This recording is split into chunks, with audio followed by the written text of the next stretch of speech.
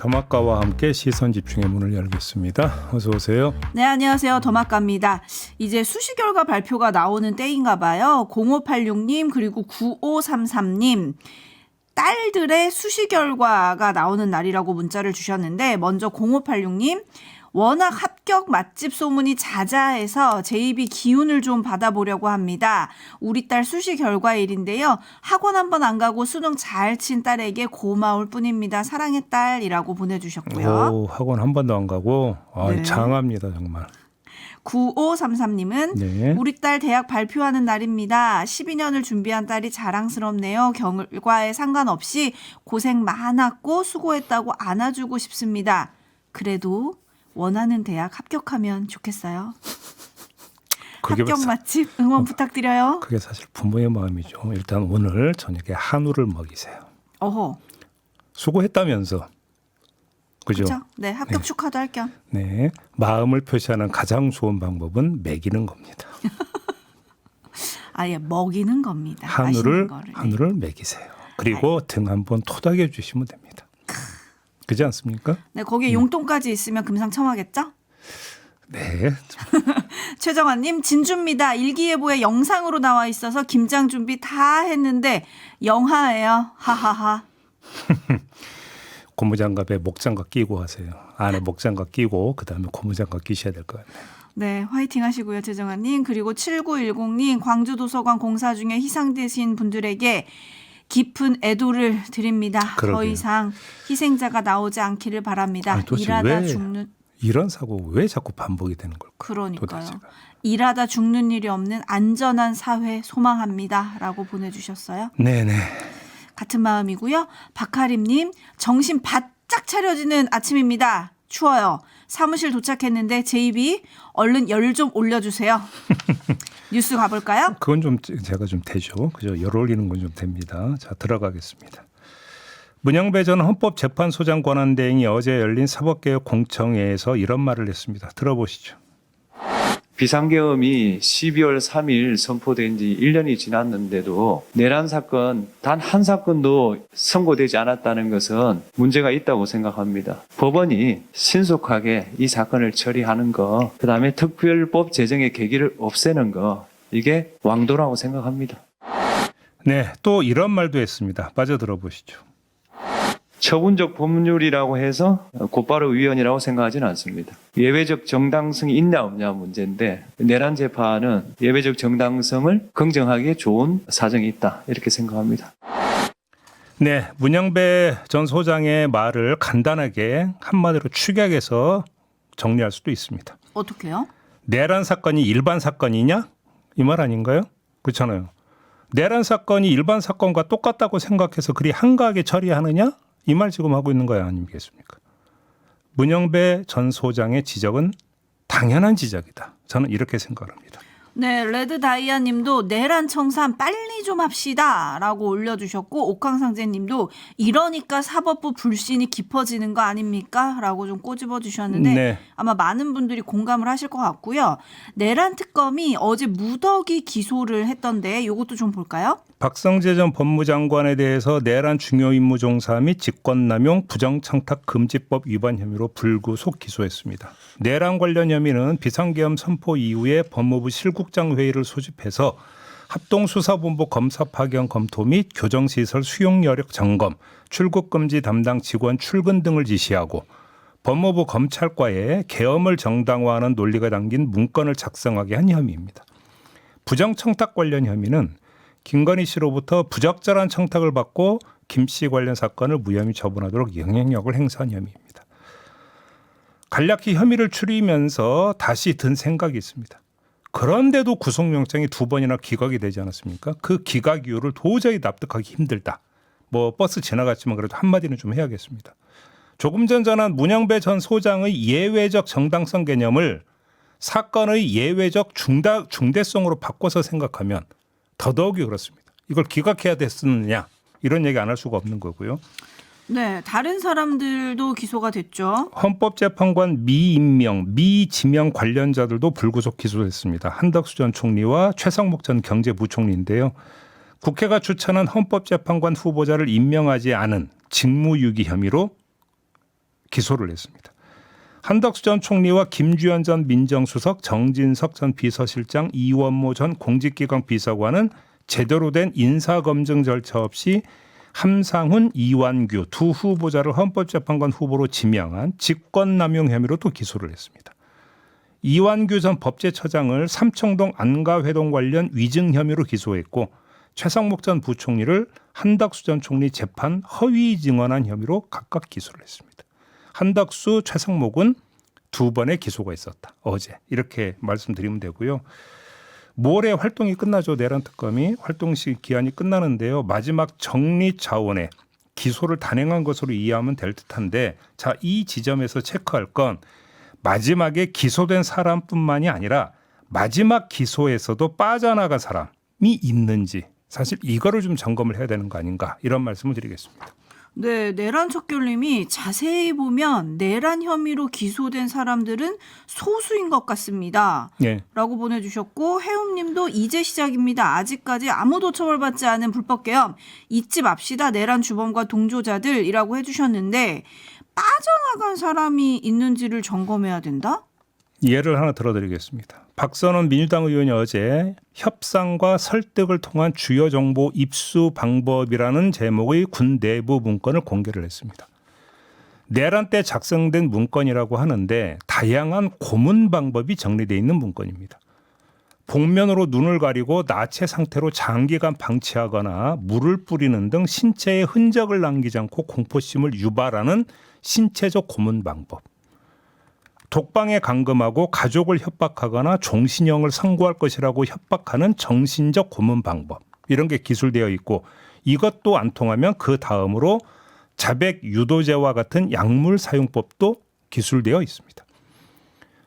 진정, 수면제로 사용되는 벤조디아제핀, 그리고 마취제인 펜토탈 나트륨, 전신 마취제로 쓰이는 프로포폴과 케타민 등이 언급되어 있는데, 프로포폴과 관련해선 의식 상태가 약간 저하되어 있는 상태로 외부의 도움 없이 자발적 호흡이 가능하고 질문이나 외부의 물리적 자극에 적절히 반응할 수 있는 얕은 진정이다. 이렇게 설명을 하면서 의식하 진정 효과라고 하는 전문 표현까지 등장을 하고 있습니다.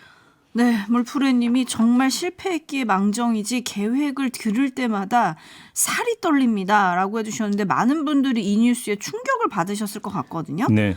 도대체 누가 이런 문건을 작성을 한 건가요? 그러니까 제가 조금 전에 그 전문 그 의약품 이야기가 나오고 의식화 진정 효과라는 전문 용어까지 등장한다고 말씀을 드리지 않았습니까? 이거는 의학 지식이 없는 사람이 작성할 수 있는 내용이 아닙니다. 관련해서 박선원 의원이 어제 기자회견에서 문제를 제기한 게 있는데요. 한번 들어보시죠. 이 문건은 그 작성 과정에서 만에 하나 국군 의무사령부가 특정 부대의 요청을 받아서 정보를 제공했고 그 결과로 작성했다면 그것만으로도 의료 윤리와 국제 인권 규범에 대한 전면적인 도전입니다. 자, 이렇습니다. 예를 하나 들어드린 겁니다. 하지만 내란 특검에서 이에 대한 수사 결과는 아직은 나온 게 없습니다. 그렇기 때문에 마지막 기소인지 모르겠습니다. 마지막 기소로 간다면 빠져나간 사람이 여럿 있을 수 있다. 이 말씀을 드리는 겁니다. 네, 그런 사람이 없게 해야 되겠죠. 그리고 앞서서 사법부 기강 얘기도 좀 했었는데, 함재균 님이 사법부 이름 바꿔야 될 것 같아요. 뭐라고요? 기각부로. 이렇게 좀 꼬집어 주셨고, 짱구님 기소는 하는데 법원이 꼼짝도 하지 않는 것 같은데요. 그러면 우리는 그냥 이렇게 기다려야만 하는 겁니까? 아니죠.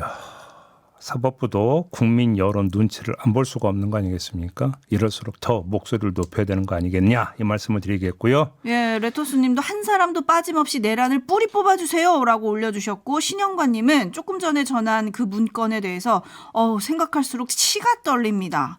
이런 의견 보내주셨어요. 아마 많은 분들이 비슷한 생각이실 것 같고요. 엊그제 그 담화가가 저한테 올해의 사자성어는 뭐가 좋겠냐고 물어본 적이 있습니다. 그렇죠. 생각나셨어요? 생각이 났습니다. 뭔가요? 저는 발본색원으로 하겠습니다.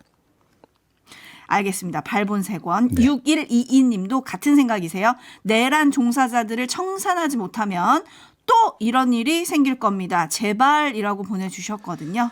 JB타임즈 다음 주목할 뉴스는요? 김건희 특검이 대통령 관저 이전 의혹과 관련해서 김호진 전 관리비서관 그리고 황모 전 행정관에 대해서 직권남용 권리행사 방해죄와 건설산업기본법 위반죄, 사기죄 등으로 구속영장을 청구하기로 했습니다. 21g의 수의계약 방식으로 공사를 맡기면서 여러 법령 위반 행위가 있었다는 건 감사원 감사 결과로도 나온 얘기인데, 자, 중요한 건 21g 뒤에 누가 있었는지였는데 김건희 특검 발표에 또 이건 없습니다. 아직까지는 없습니다. 아직까지는 없습니다. 조금 기다려보죠. 28일까지가 수사기한 만료죠. 예. 어제 통일교 관련 브리핑도 있었죠.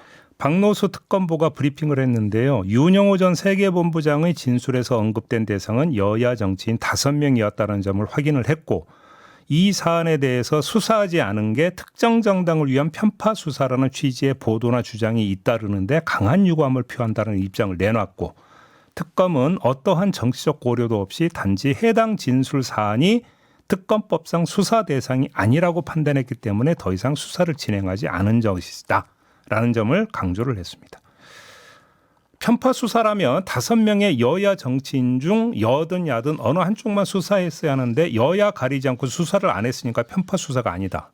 뭐 이런 논리인가요? 그렇다고 치겠는데요. 그럼에도 불구하고 늑장 이첩 비판은 피해갈 수 없다라는 점은 환기시켜 드려야 될 것 같고요. 관련해서 어제라고 봐야겠죠. 나온 뉴스 하나 더 전해드리겠습니다. 자, 윤영호 전 통일교 세계본부장이 그제 결심 공판에서 최후 진술을 했습니다. 이때 추가 폭로를 하느냐 마느냐가 사실은 언론의 관심사였는데 입을 닫았습니다. 네, 실명이 나오냐 안 나오냐 초미의 관심이었죠. 그래서 MBN 기자가 윤영호 전 본부장 측에 물어봤는데 윤영호 전 본부장 측에서 이렇게 대답을 했다고 합니다. 애초에 윤영호 전 본부장이 금품을 직접 건넸다는 게 아니라 건네는 것을 봤다는 의미로 진술한 것이다 라고 말을 했다고 하고요. 윤영호 전 본부장이 당시 정치인들을 직접 초대한 당사자도 아니었다 이렇게 말을 했다고 하는데, 자, 이렇게 되면 얘기가 상당히 복잡해집니다. 짚을 게 여러 가지가 나오는데요. 자, 첫째, 지난 5일 공판에서의 폭로가 추가 수사 기소를 불러온다라고 하는 것은 어제 뉴스 채국군이 전해준 바 있습니다. 이건 엊그제 결심 공판이 아니라 지난 5일로 거슬러 올라가는 이야기입니다. 그런데도 이때는 입을 열었습니다. 그래서 의아했던 거거든요. 그런데 또 결심 공판에서 입을 닫았어요. 도대체 뭐냐 이건데, 제가 볼 때는 MBN 기자에게 했던 말이 여기에 대답이 담겨 있다. 뭐냐? 나는 아니에요 라는 얘기를 지금 담고 있는 겁니다. 제가 직접 돈과 시계를 준 건 아니에요. 제가 전달책이 아닙니다. 이 얘기를 좀 한 거잖아요. 첫째. 두 번째. 그러면 누가 그럼 한 겁니까? 그럼 누가 이거를 돈을 마련했고 누가 전달을 한 걸까요? 자, 돈 얘기가 나오니까 떠오르는 사람이 한 명 있습니다. 누구냐? 윤영호 전 본부장의 부인, 재정국장을 했다는 부인 이모 씨 기억나시겠죠? 그렇죠.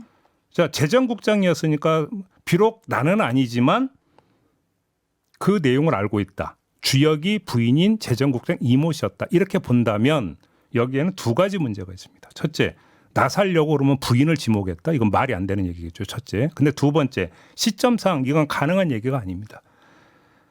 자, 윤영호 씨가 특검에서 전재수 전 해양수산부 장관에게 금품과 시계를 전달했다고 특정한 시점이 언제냐면 2018년 9월이라고 합니다. 이때 전달을 했다고 진술을 했다는데, 부인인 이모 씨가 재정국장이 된 건 2021년입니다. 따라서 그 뒤의 일이기 때문에 부인을 통해서 봤다. 이것도 성립이 되지를 않습니다. 그럼 세 번째, 그럼 도대체 윤영호 전 본부장 그걸 어떻게 봤느냐라는 의문이 싹 트게 되는데, 자, 시계는 시계 박스 표면에 상표가 붙어 있으니까 뭐 까르띠에, 불가리가 제품이라는 걸 알 수 있었다고 쳐요. 근데 4천만이라는 금액을 어떻게 특정할 수 있죠? 그러면 봉투 여러 가지고 한 장 한 장 다 세봤습니까? 4천만 원이라는 것은 그럼 도대체 어떻게 알 수 있었을까요? 이게 또 하나의 의문입니다. 결국 네 번째 귀착점은, 만약에 자신이 아니라 고위 관계자를 지목을 한 거라면 결국 윤영호 전 본부장의 폭로는 어떤 차원이냐? 통일교로부터 팽당한 데 대한 안갚음 차원이라고 일단 이해를 해야 된다는 겁니다. 동기와 의도를 그렇게 이해를 해야 되는데 자 이렇게 되면 마지막으로 짚을 건 수사가 그럼 제대로 되겠느냐라는 문제가 발생을 합니다. 지금 경찰로 넘어가서 국수본에서 지금 전담 수사팀을 꾸렸는데 네, 어제 수사 받았죠. 그렇습니다. 자, 이 혐의 입증이 쉽지가 않을 수가 있는 게 윤영호 전 본부장은 그냥 내가 전달하고 한 게 아니라 자기는 봤다고만 한 거잖아요. 그러면 자기가 봤음을 입증할 수 있는 근거를 제시를 해야 되는데 그다음에 또 하나 실제로 이거를 전달한 사람은 이 사람이라고 또 지목을 해줘야 됩니다. 아무개라고. 그런데 이게 여기서 막혀버리면 경찰에서는 수사를 진척시키고도 진척시키기가 상당히 한계가 있을 수가 있다. 그래서 이게 제대로 수사돼서 결론을 낼 수 있을지조차가 이렇게 돼버리면 의문이 돼버린다. 물음표를 찍어야 된다. 이런 얘기로 연결되는 겁니다. 근데 옥황상제님은 뭐 윤영호가 혹시 배달 사고 낸 거 아니냐, 문봉철님은 윤영호의 언론 플레이 아니냐, 뭐 이런 얘기를 지금 올려주고 계세요. 그리고 저는 좀 약간 궁금한 게 검찰 조사, 특검 조사에서 얘기한 건 진술 조사로 남잖아요. 수사 보고서에도 지금 올라갔고, 근데 이거는 기자한테 얘기한 거잖아요. 그렇습니다. 이건 또 다른 뭔가 의도를 가지고 혼선을 주기 위한 그런 말이면 어떡해요? 근데 혼선을 준다는 것은 지금 혼선을 주는 대상은 수사기관이어야지 여론이 될 수는 없는 거예요. 윤영호 전 본부장 입장에서는. 그렇죠. 그런데 이미 특검에서 만약에 내가 전달했다라는 지금 진술을 했는데 받따라가 돼버리면 오히려 더 추궁을 당하는 것이 돼버리는 거기 때문에 혼선을 주는 게 여론 시장에서 혼선은 윤영호 전 본부장 입장에서 둘째 문제다라고 일단 봐야 되는 것 같고요. 근데 또 한 가지는 특검에서도 그렇게 전해 들었다 그렇게 봤다라고 만약에 진술을 했다면 이거는 지금 첫 관문을 넘기도 쉽지가 않을 수 있다. 수사가. 이 말씀을 드리는 겁니다. 네, 린주님 뭐가 됐든 의도가 시커먼 것 같습니다 라고 올려주셨고 2321님 윤영호 씨 나중에 분란 일으키지 말고 확실하게 불어요 라고 올려주셨고 9578님 매일 듣기만 하다가 글 처음 올립니다. 당최 이해가 안 가네요 라고 해주셨는데 또 궁금한 건 통일교 내부 문건에 또 보고서도 썼다는 거 아니에요? 내부 보고? 그럼 그것도 뻥이었나? 그러니까 제가 볼 때는 궁금증이 드네요. 관건은 윤영호가 아니면 누구냐. 수사 경찰은 당연히 이걸 캐지 않겠습니까? 윤영호 전 본부장한테 봤다고 했잖아요. 지금 MBN 기자한테는 봤다고 했잖아요. 그러면 누가 했는지는 자기가 봤다니까 그걸 지목을 해야 되는 거죠. 일단 이거부터 풀어야 된다라는 말씀을 다시 드리는 겁니다. 네, 경찰 수사로 넘어갔으니까 또 거기서 나올지 시선 집중하겠습니다. JB타임즈 다음 주목할 뉴스는요. 짧게 전해드려야 될 것 같은데 국회가 어제 본회의를 열어서 가맹사업법 개정안을 통과를 시켰습니다. 가맹사업자에 대한 가맹점주들의 협상권을 보장하는 내용이었는데 이게 원래 어제 처리될 게 아니라 지난 9일에 처리가 됐었어야 되는 겁니다. 일정상. 근데 국민의힘에서 필리버스터를 행사를 해서 어제로 밀렸던 건데요. 여기서 눈길을 끄는 게 표결 결과가 지금 눈길을 끄는 겁니다. 찬성이 몇 표가 나왔냐면은 230표 이상이 나왔어요. 이러면 국민의힘 의원 가운데 다수도 찬성표를 던졌다라는 거거든요. 찬성하는 법안인데 왜 필리버스터를 행사를 합니까? 앞뒤가 맞는 건가요? 8대 악법을 막기 위해 그렇게 한다잖아요. 시간이 다 돼서 일단 여기서 마무리해야 될 것 같습니다. 수고하셨습니다. 고맙습니다.